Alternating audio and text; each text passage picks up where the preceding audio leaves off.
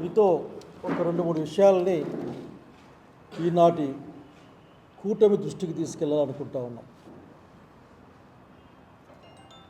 ఆంధ్రప్రదేశ్ రాష్ట్రంలో తెలుగుదేశం పార్టీ అధికారంలో లేదు.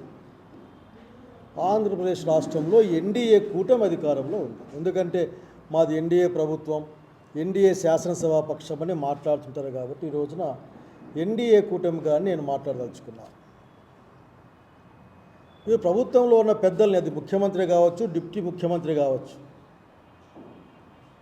ఆంధ్రప్రదేశ్ రాష్ట్రాన్ని మీరు ఏమి చేయదలుచుకున్నారు? దీన్ని కులాల మతాల కుంపట్లో దీన్ని రగిలింపజేసి ఆ దాని నుంచి మీరు ఆఖరికి ఏమైనా ఆనందాన్ని పొందదలుచుకుంటా ఉన్నారా?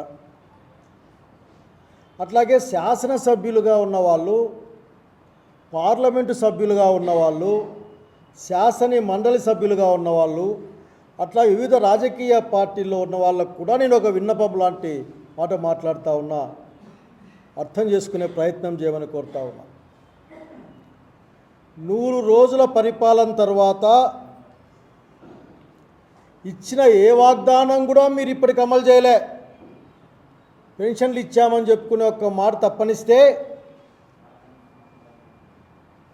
మీరు బస్సులు అన్నారు, సిలిండర్లు అన్నారు, 15,000 అన్నారు, ఇంకా ఏమేమో మాట్లాడారు. మీరు ఏవి కూడా మీరు అమలు చేసిన పాపాన పోలేదు. కనుకనే మొన్న 26వ తారీఖున కనీసం ఆ శబ్దాలు చేసి మిమ్మల్ని మేల్కొల్పుదామని ఏపీసీసీ అధ్యక్షురాలు షర్మిలమ్మ పిలుపు మేరకు ఒక కార్యక్రమాన్ని కూడా మీరు నిర్వహించాం ఈ రాష్ట్రంలో. అడుగుతా ఉన్నాను, ముఖ్యమంత్రి గారు, డిప్యూటీ ముఖ్యమంత్రి గారు, అసలు మీ ఆలోచన విధానం ఏంది? ప్రజల్ని వేరే అంశాల పక్క మళ్ళించి మీ పనులు మీరు చక్కబెట్టుకునే కార్యక్రమం లాగే కనిపిస్తూ ఉంది. ఉదాహరణకు మెడికల్ కళాశాలల్ని పబ్లిక్ ప్రైవేట్ పార్ట్నర్షిప్ కింద మీరు ప్రైవేటు వాళ్ళకి దారాదత్తం చేసే విధంగా మీరు జీవో ఇచ్చి ఉన్నారు. ఎట్లా ఉంటే అట్లే ఆపేయండి అనే ఒక ఉత్తర్వుతో మేము గుజరాత్ మోడల్ చూస్తూ ఉన్నాం. మీరు ఎన్ని మాటలు చెప్పినా ఆ ఉత్తర్వులు ఉన్నది ఏంటంటే ఆసుపత్రి ఉంటే కళాశాల ఇస్తాం, కళాశాల లేకుంటే కళాశాల కట్టిస్తాం, ఏమి లేకుంటే అన్నీ మేమే చూస్తాం. వీళ్ళు ఇచ్చిన తర్వాత వీళ్ళు ఇచ్చిన వాళ్ళు లాభాపేక్ష లేకుండా పనిచేయడానికి ప్రయత్నం చేస్తాం. ఎందుకు ఈ డొంక తిరుగుడు? ప్రజల ఆస్తుల్ని, ప్రజల సౌకర్యార్థం ఉండే వాటిని మీరు ప్రైవేటు వ్యక్తులకి అప్పచెప్పుతున్నారనే విషయాన్ని మీరు చెప్పకనే చెబుతూ మా కళ్ళకి గంతలు కట్టే ప్రయత్నం చేస్తూ ఉన్నారు. నేను చెప్తా ఉన్నా, ఇది ఈ రాజ్యాంగ స్ఫూర్తిని, రాజ్యాంగానికి తూట్లు పోవడం తప్ప ఇంకోటి కాదన్న సంగతి చంద్రబాబు నాయుడు గారికి, పవన్ కళ్యాణ్ గారికి చెప్పాలనుకుంటా ఉన్నా. నేను ఈ కాలేజీల్ని ప్రైవేటీకరణ చేస్తే, పబ్లిక్ ప్రైవేట్ పార్ట్నర్షిప్లోకి వెళ్తే 50% సీట్లు దాదాపు మేనేజ్మెంట్ కోటా లేకపోతాయి. 50% సీట్లు మేనేజ్మెంట్ కోటా లేకపోతే ఆ మేనేజ్మెంట్ కోటాలో రిజర్వేషన్లు ఉండవు. అంటే ఒకే ఒక దొంగ దెబ్బతో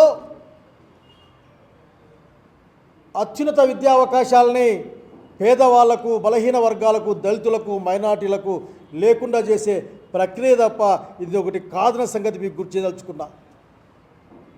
అధికార పక్షంలో ఉన్న శాసనసభ్యుల్ని కోరుతా ఉన్నా నేను, ఎంతసేపు మీ నాయకుడికి జేజేలు కొట్టడం కాదు. ఏ విశ్వాసంతో అయితే వివిధ సామాజిక వర్గాలు మిమ్మల్ని గెలిపించాయో ఆ సామాజిక వర్గాల ప్రయోజనాలు దెబ్బతినేటప్పుడు, రాజ్యాంగ స్ఫూర్తి దెబ్బతినేటప్పుడు మీ పార్టీలో మీరు మాట్లాడి ఆ నిర్ణయాల్ని మార్పించాల్సిన అవసరం ఉంది. జగన్మోహన్ రెడ్డి గారు 18-17 మెడికల్ కాలేజ్ స్టార్ట్ చేశారు. అందులో వసతులు లేవు, 8,000 కోట్లు కావాలా? మిమ్మల్ని ఎందుకు? మీరు ఆవిడ ఎలక్షన్ల ముందు చెప్పింది ఏంది? ధ్వంసం చేసిన రాష్ట్రాన్ని జగన్మోహన్ రెడ్డి, మేము దాన్ని చక్కబెడతామని కదా మీరు వచ్చింది ఈ రోజున. మరి చక్కబెట్టకపోగా అమ్మేసే కార్యక్రమాన్ని ఏ విధంగా చూడాలి? అమ్మే మాట తప్పేమో కానీ అప్పగిచ్చే కార్యక్రమాన్ని ఏ విధంగా చూడాలి ఇక్కడ? ఇప్పటికైనా మీ మనసు మార్చుకోండి. ఇప్పటికైనా సరే ప్రాథమిక విద్యను చూడండి. మీరు చంద్రబాబు గారు మీ యొక్క ప్రోత్సాహంతో ఆ రోజు చైనా బ్యాచ్లు, చైతన్య నారాయణ బ్యాచ్లు ఈ రోజున ప్రాథమిక విద్యను మొత్తం నాశనం చేశాయి. విద్యను వ్యాపారంగా మార్చేశాయి. లాభాపేక్షతో మీరు పనిచేస్తూ ఉంటే మధ్యతరగతి కుటుంబాలు, దిగువ కుటుంబాలు మిగతా వాళ్ళతో పోటీ పడలేక అప్పుల పాలై మీ దగ్గర చదివించే కార్యక్రమం ఇప్పటికైనా మునిగిపోయింది లేదు. ఏదైతే ఆ రోజున కాంగ్రెస్ పార్టీగా పేద మధ్యతరగతి కుటుంబాలకు విద్య అందాలనుకున్నామో, ఆడపిల్లలకి విద్య అందాలనుకున్నామో, ఆ రోజున మోడల్ స్కూళ్ళు కట్టాం మండలానికి, కస్తూరిబా స్కూళ్ళు కట్టాం మండలానికి. ఆ విధంగా ముందుకు రండి. వీలైతే ఈ రాష్ట్రంలో ఉన్న ప్రతి ప్రభుత్వ కళాశాలలో చదివే విద్యార్థికి, ప్రతి విద్యార్థిని కూడా రెసిడెన్షియల్ చదువు చెప్పిస్తామని ముందుకు రండి. విద్యా వ్యవస్థపై డబ్బులు పెట్టమంటే భవిష్యత్తుకు పెట్టుబడి పెట్టడం తప్ప ఇంకోటి కాదని సంగతి గుర్తుంచుకోమని కోరుతా ఉన్నాం. అట్లాగే రాయలసీమ ప్రాంతాల్లో సకాలంలో వర్షం లేక పంటలు మొత్తం నాశనం అయిపోయిన పరిస్థితి. ఏంటి మీ దగ్గర నుంచి మాట? ప్రత్యామ్నాయ పంటలకి మీరు అవకాశం ఇస్తాం. ఎంత ఇచ్చారు? ఏమిచ్చారు? పొలాల్లో పెట్టుబడి పెట్టుకోవడానికి ఏమైనా ఇన్పుట్ సబ్సిడీ ఇన్సూరెన్స్ ఏమైనా తెచ్చిచ్చారా? లేక పెట్టుబడికి ఏమైనా డబ్బులు ఇచ్చారా? ఒట్టి మాటలు చెప్పి రాయలసీమ ప్రాంత వాసుల్ని మోసగించే ప్రక్రియ అనాదిగా చూస్తూ ఉన్నాం. మీ దగ్గర మరింత ఎక్కువగా ఉంది. కనుక సమస్యల్ని మీరు చూసి